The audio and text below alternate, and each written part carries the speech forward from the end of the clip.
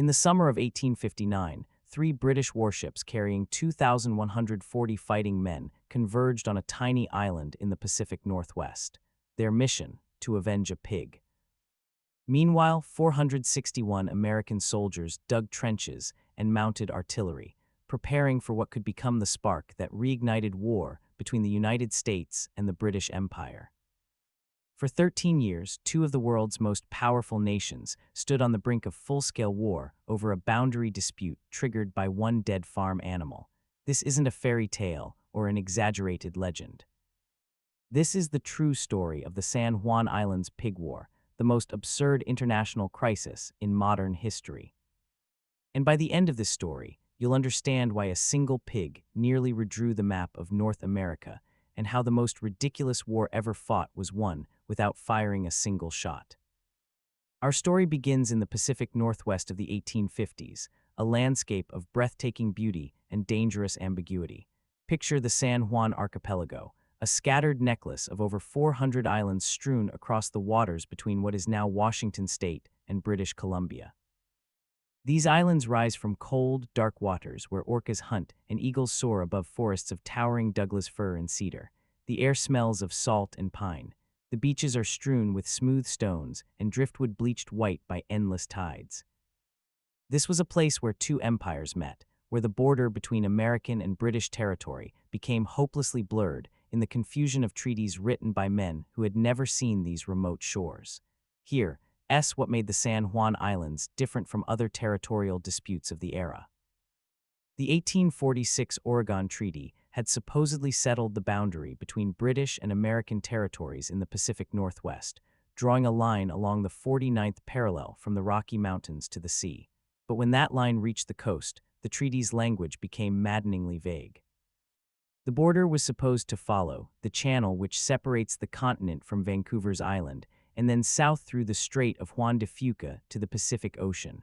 The problem: there wasn't just one channel. There were two major waterways splitting the San Juan archipelago, and depending on which channel you chose, the islands belonged to completely different nations. The British claimed the boundary ran through Rosario Strait, the easternmost channel, which would place the San Juan Islands firmly in British territory. The Americans insisted the border followed Haro Strait to the west, making the islands American soil. Both nations had legitimate interpretations of the treaty's ambiguous language. Both had compelling geographical arguments, and neither was willing to back down. For over a decade, this disagreement simmered without resolution, creating a legal no-man's land where settlers from both nations lived side by side in an increasingly tense coexistence. By the late 1850s, San Juan Island, the second largest in the archipelago, had become the focal point of this territorial ambiguity.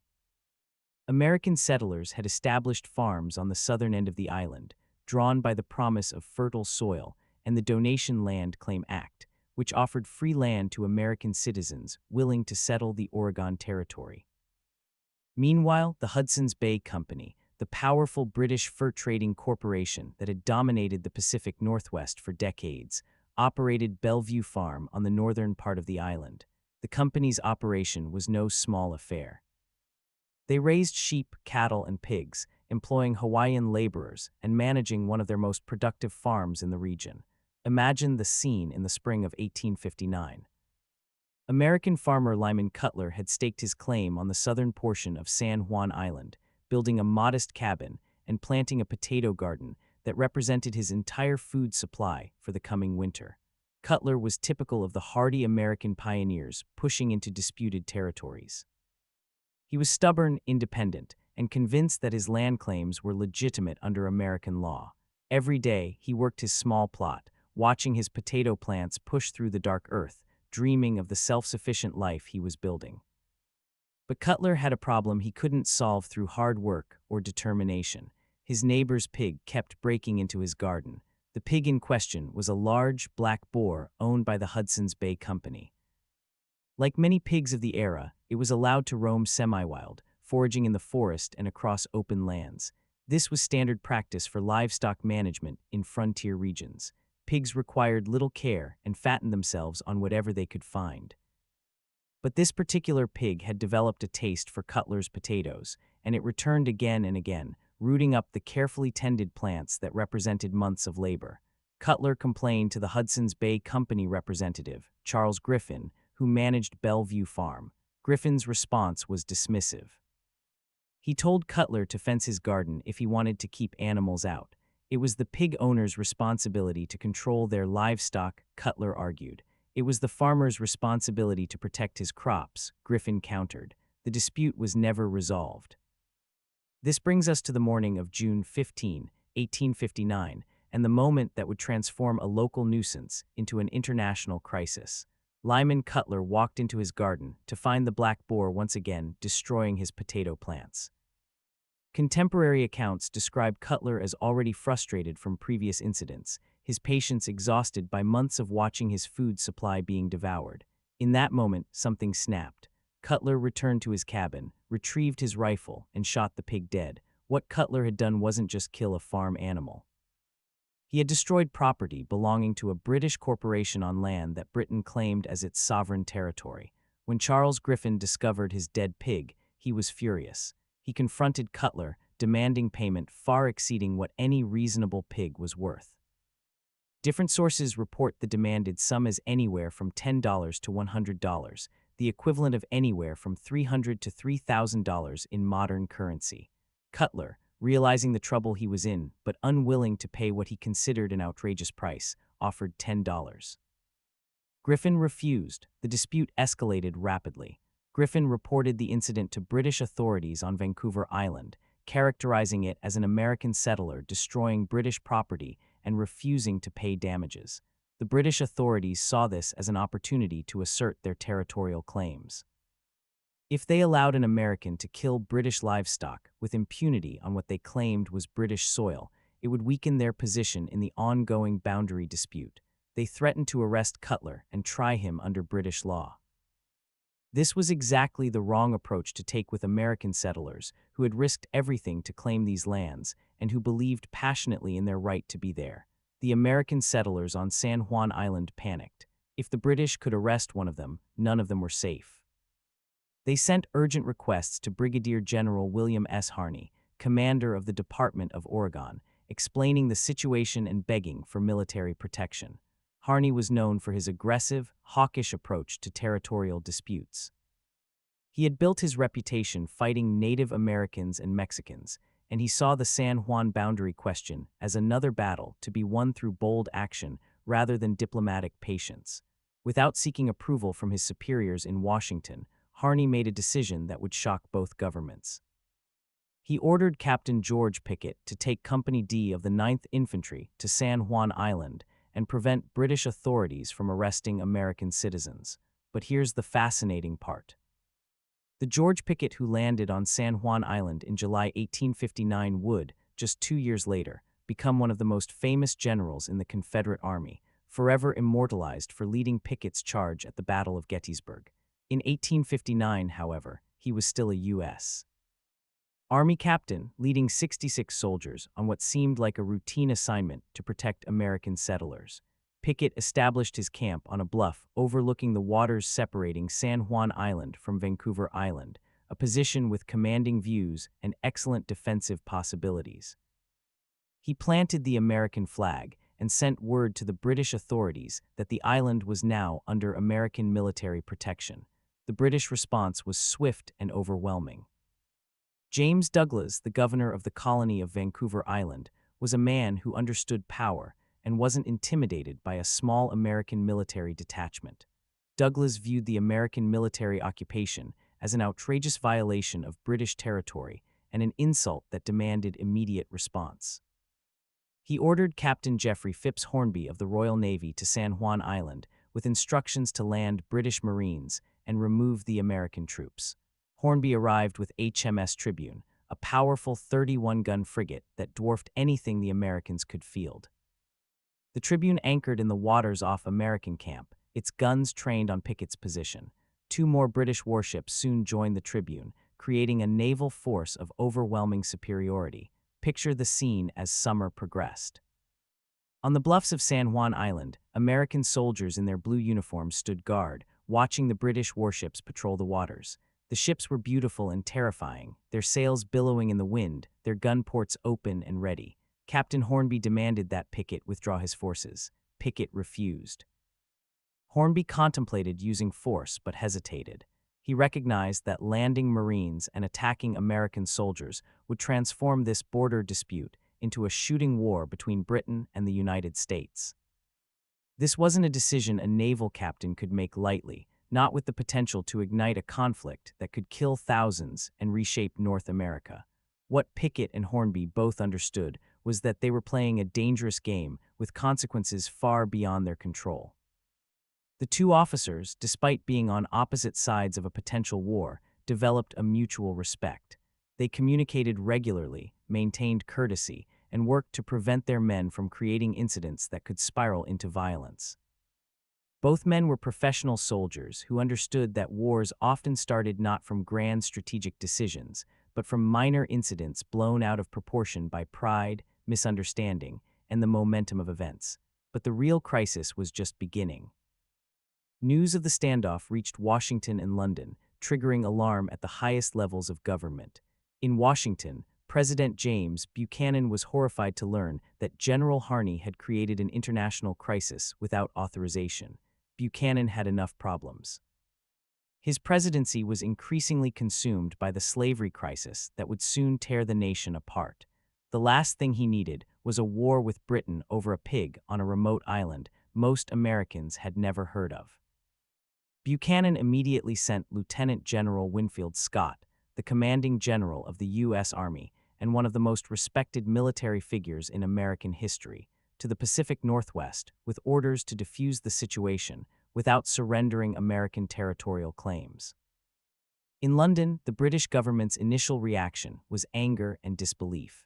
British newspapers reported the crisis with a mixture of outrage and dark humor, mocking the Americans for threatening war over a pig while acknowledging that British honor demanded a firm response. But beneath the bluster, British leaders recognized that this crisis was dangerous precisely because it was so absurd. Neither nation could afford to look weak, yet neither could justify a full-scale war over such a trivial incident. The challenge was finding a face-saving compromise that would satisfy both sides. If you're still here, this story is about to take an even more fascinating turn into one of the strangest diplomatic standoffs in history.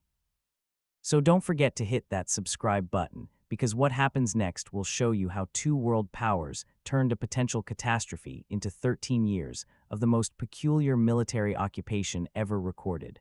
So stay tuned. By the time General Scott arrived on San Juan Island in October 1859, the military buildup had reached absurd proportions. The Americans had reinforced Pickett's initial company with additional troops, bringing their strength to 461 soldiers supported by 14 cannons. The American position, which they called American Camp, had evolved into a proper military installation with barracks, a parade ground, and earthwork fortifications. The British, not to be outdone, had assembled 3 warships carrying 2,140 soldiers and Marines, along with 70 cannons. In terms of pure firepower, the British had overwhelming superiority. Their naval guns could have reduced American camp to rubble in an afternoon, but neither side wanted to be the one to fire the first shot. Scott assessed the situation with the practiced eye of a man who had spent 50 years in military service. He had fought in the War of 1812, the Mexican-American War, and countless smaller conflicts. He understood strategy, diplomacy, and the political realities that constrained military action. Scott met with Captain Pickett and found him determined to hold his position. He met with British authorities and found them equally unwilling to back down. The fundamental problem remained unsolved. Both nations claimed the San Juan Islands, and neither would surrender that claim without a fight. But Scott recognized something that the hotheads on both sides had missed. There was no need for an immediate resolution. What Scott proposed was brilliantly simple. Since neither side would leave and neither side wanted war, why not allow both sides to occupy the island simultaneously until the boundary dispute could be resolved through diplomatic channels? It was a temporary solution that gave both nations what they needed most: time. Time for tempers to cool, time for diplomacy to work, time for leaders to find a face-saving compromise. The British, after consulting with London, agreed to Scott's proposal. In November 1859, British Royal Marines established their own camp on the northern end of San Juan Island, which they called English Camp. Over the following years, San Juan Island became one of the strangest places in the world. Two armies representing two of the most powerful empires on Earth occupied the same small island while technically disputing who owned it. American camp sat on the southern end, a windswept bluff with expansive views. English camp nestled in a protected bay on the northern shore, surrounded by forest. Between them stretched 12 miles of wilderness, farmland, and uneasy coexistence. Both camps maintained full military readiness. Soldiers drilled, officers filed reports, and commanders remained on alert for any incident that might trigger the war everyone feared. Yet as months turned into years, something unexpected happened. The soldiers from both camps began to interact. Here's where the story becomes almost mythical in its peculiarity. Accounts from soldiers stationed on San Juan Island describe a surreal blend of military discipline and social gathering.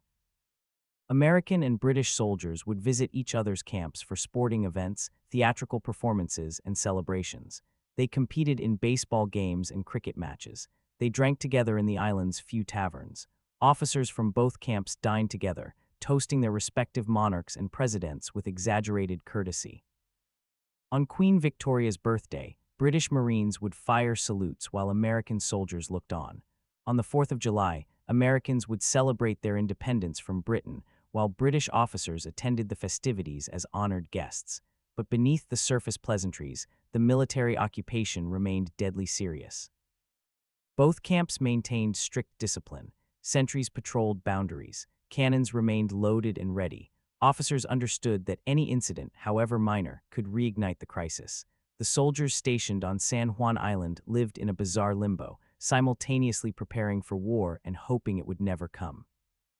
They were warriors playing at peace, or perhaps peacekeepers playing at war. The distinction had become impossible to determine.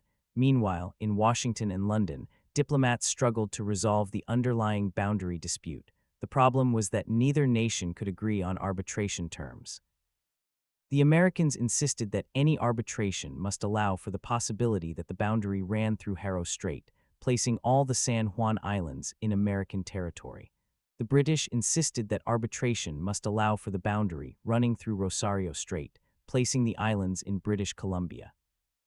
Neither would accept an arbitrator who might rule completely against their interests. Years passed with no progress. Presidents changed. The American Civil War erupted, consuming the nation's attention and resources. British interests shifted toward other global concerns. But still, the soldiers remained on San Juan Island, a forgotten garrison maintaining a dispute that had faded from public consciousness. For 13 years, this absurd situation continued. Soldiers served their tour on San Juan Island and rotated back to regular duty. Some married local women and settled on the island after their service ended. Children were born and grew up in the shadow of two armies that never fought. The island's civilian population expanded, with settlers from both nations establishing farms and businesses, carefully avoiding any discussion of which country they actually belonged to. Life went on in the strange twilight of contested sovereignty. When the resolution finally came in 1872, it arrived not through military victory, but through patient diplomacy and international arbitration.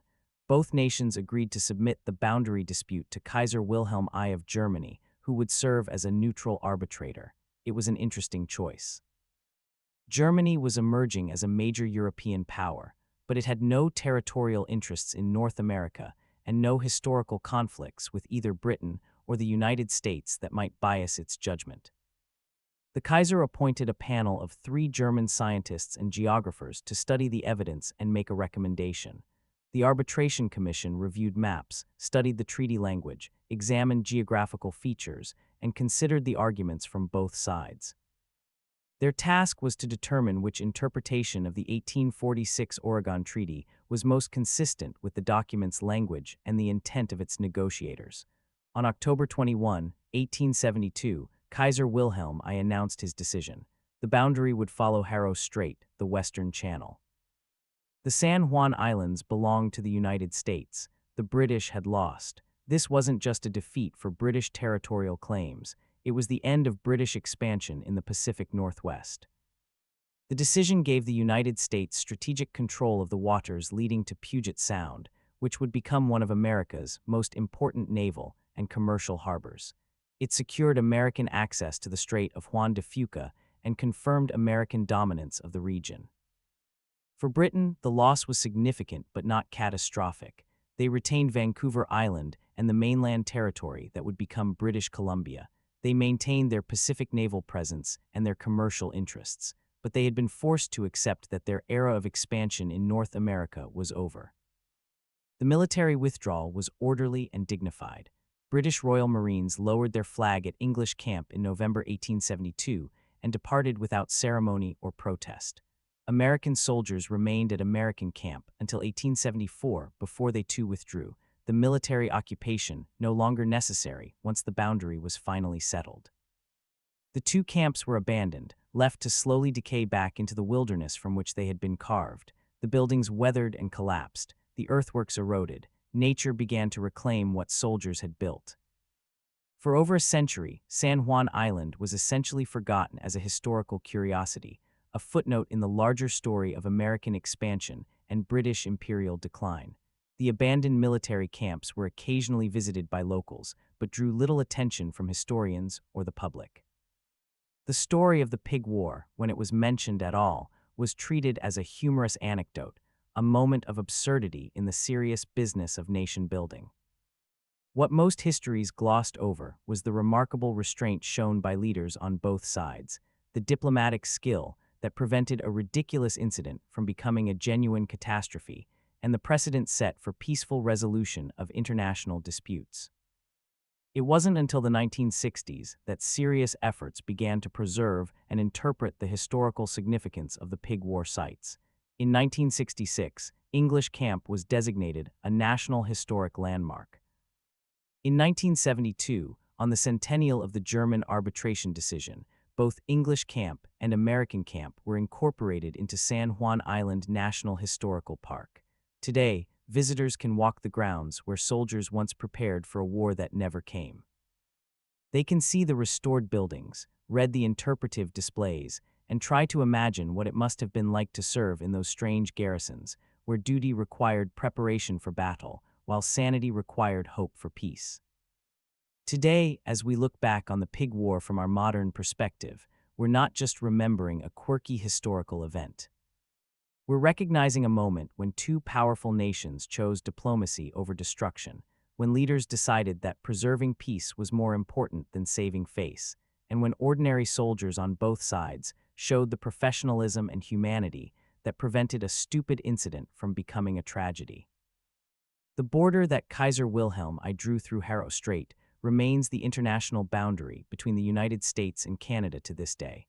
The waters that once separated two hostile camps now unite two friendly nations with one of the longest peaceful borders in the world. The story of the San Juan Island Pig War forces us to confront uncomfortable questions about how easily conflicts can escalate, how trivial incidents can become existential crises, and how much tragedy can result from wounded pride and stubborn refusal to compromise. But it also shows us that leaders with wisdom and courage can step back from the brink, that professional soldiers can maintain discipline and restraint even under provocation, and that seemingly intractable disputes can be resolved through patience and neutral arbitration. The pig that started a war never knew it had triggered an international crisis. It was simply looking for food, doing what pigs do, living its animal life without concern for human politics or imperial ambitions. Its death was meaningless to the pig, but nearly became the spark for a war that could have killed thousands. The only casualty of the Pig War reminds us that the smallest actions can have consequences far beyond what anyone intended, but it also reminds us that those consequences are determined by the choices humans make in response to events, not by the events themselves. The legacy of the Pig War endures in every peaceful resolution of border disputes, in every decision to submit conflicts to arbitration rather than battle, and in every moment when nations choose patience over pride. Lyman Cutlar shot a pig eating his potatoes and nearly started a war. Kaiser Wilhelm I drew a line on a map and ended it. Between those two moments stretched 13 years of soldiers waiting, diplomats negotiating, and leaders choosing peace. That's not a footnote to history. That's a lesson we still need to remember. If this story opened your eyes to how the smallest incidents can nearly reshape history, hit that like button and subscribe for more fascinating stories of the moments that almost changed everything. Let me know in the comments what other forgotten conflicts or absurd historical events you think deserve to have their stories told. The truth is always more incredible than fiction. You just have to know where to look for it. Sometimes the most important battles are the ones that were never fought, and sometimes the greatest victories are the wars that were never started. Remember the pig that almost started a war, and remember the people who chose not to fight it.